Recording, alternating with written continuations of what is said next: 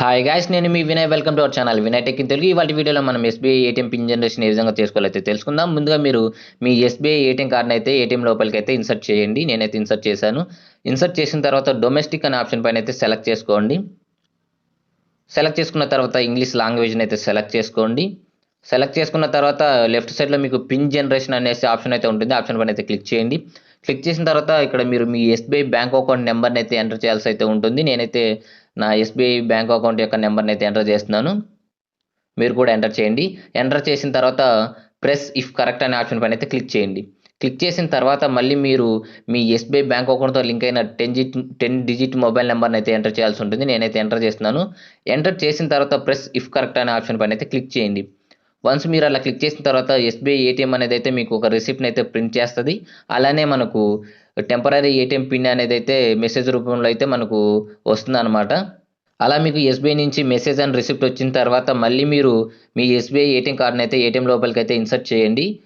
Insert చేసిన తర్వాత మీరు ఇక్కడ డొమెస్టిక్ అనే ఆప్షన్ అయితే సెలెక్ట్ చేసుకోండి.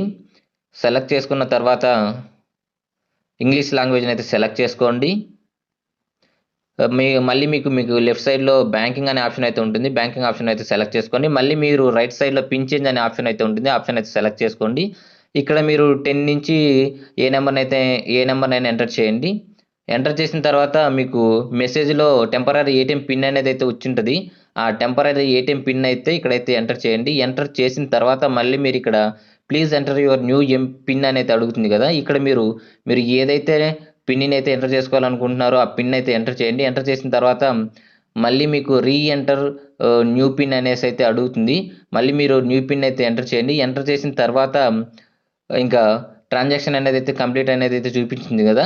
అంటే దాని అర్థం ఏంటంటే మీ పిన్ జనరేషన్ అనేది అయితే సక్సెస్ఫుల్గా అయితే కంప్లీట్ అయిపోయింది అనేది అయితే దాని అర్థం. సో ఈ విధంగా అయితే మనం ఎస్బీఐ ఏటీఎం పిన్ జనరేషన్ అయితే చేసుకోవాలి ఫ్రెండ్స్. మరి ఈ వీడియో మీకు ఉపయోగపడినట్లయితే వీడియోని అయితే లైక్ చేయండి. మన ఛానల్ అయితే సబ్స్క్రైబ్ చేసుకోండి. మరిన్ని లేటెస్ట్ వీడియోస్ కోసం చూస్తూనే ఉన్నారు channel. Thank you. By by.